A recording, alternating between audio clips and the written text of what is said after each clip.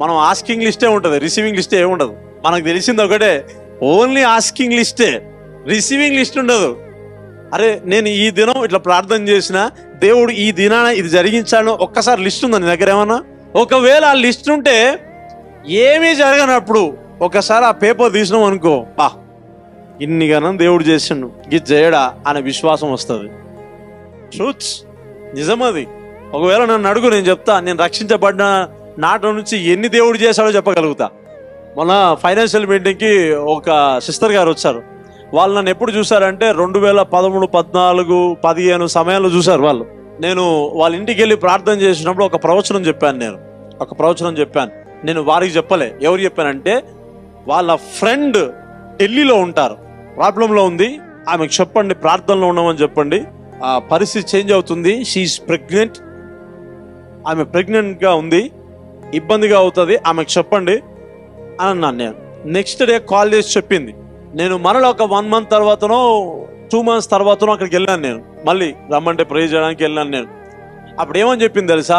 నేను ఏ రోజైతే చెప్పానో, ఆమె ఏ రోజైతే ఫోన్ చేసి చెప్పిందో, ఆ 2 రోజుల తర్వాత మెట్ల మించి 7th, 8th month ప్రెగ్నెంట్, మెట్ల మించి కింద పడింది. అయిపోయింది కావచ్చు అని అనుకున్నాను, కానీ హాస్పిటల్కి వెళ్తే తల్లికి ఏం కాలేదు, బిడ్డకి ఏం కాలేదు. నేను 2 నెలల తర్వాత వెళ్తే ఆ సాక్ష్యం చెప్తా ఉంది. ఆ విషయం వాళ్ళు మర్చిపోయారు, కానీ నేను మర్చిపోలేరు. ఎన్ని సంవత్సరాలు అవుతుంది చెప్పండి? 2015 అంటే 10 years అవుతుంది. 10 years కింద జరిగిన అద్భుతం నాకు గుర్తుంది, కానీ వాళ్ళు మర్చిపోయారు. ప్రభువు చేసే అద్భుతాలు విశ్వాసులకే తెలుస్తాయి, విశ్వాసులకే తెలుస్తాయి. అందరికి తెలియదు, అందరు పెద్ద పట్టించుకోరు. అవునా? మన సంఘానికి అంత వస్తూనే ఉంటుంది, పోతూనే ఉంటుంది. వాళ్ళకి ఏదో ఒక అద్భుతం జరుగుతుంది, వెళ్ళిపోతారు. మళ్ళీ ఏదో కావాలంటే మళ్ళీ వస్తాం. అవునా? వాళ్ళైనా మర్చిపోతారు, కానీ నేను మాత్రం మర్చిపోను. ఎందుకు? దేవుడు జరిగిస్తున్నాడని నాకు తెలుసు. వారి విషయంలో దేవుడు జరిగిస్తున్నాడు, వాళ్ళు పొందుకుంటారని నాకు తెలుసు. అందుకని నేను మర్చిపోను. అందుకనే విశ్వాసుల యొక్క లిస్ట్లో ఎన్ని దేవుడు చేశాడో అన్నీ వాళ్ళకి తెలిసిపోతాయి. వాళ్ళకి ఎందుకు చెప్పండి? ప్రార్థన చేస్తున్నారు కాబట్టి. ప్రార్థన చేసేవారు ఏం పొందుకుంటారు? జవాబు పొందుకుంటారు. ప్రార్థన చేయని వాళ్ళు ఏం పొందుకుంటారు? ఖాళీ పేపర్ పొందుకుంటారు.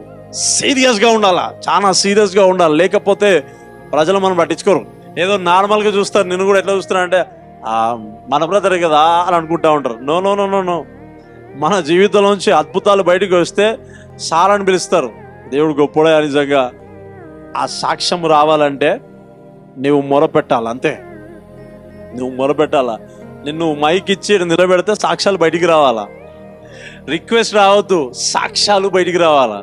సంథింగ్, దేవుడు ఏదో ఒక కార్యం జరిగిస్తూనే ఉంటాడు.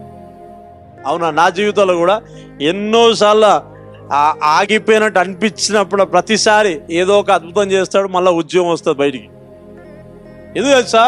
అది జరిగినా జరగకపోయినా నేను ప్రార్థన చేస్తూనే ఉంటా. నాకు అలవాటైంది అది. నాకు తెలుసు, God will do something, God will do something.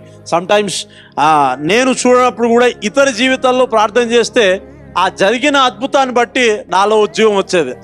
ప్రభా నువ్వు గొప్పడివయ్యా, నువ్వు చేస్తావు ప్రభా. కొన్నిసార్లు నేనే అంట, నువ్వు విడిచిపెడితే నన్ను ఎవరు పట్టించుకునేది? దేవుడు మనం విడిచిపెడితే అసలు మనం జీవించగలుగుతామా? అందుకే నీకు ఇచ్చిన అధికారం ఏంటి తెలుసా? నువ్వు ఆయన నామంలో ప్రార్థన చేస్తే ఈ రోజైనా వచ్చే వారం కల్లా సాక్ష్యం చెప్పాలి. ఆమేన్. జరుగుతాయా? జరిగి తీరుతాయి.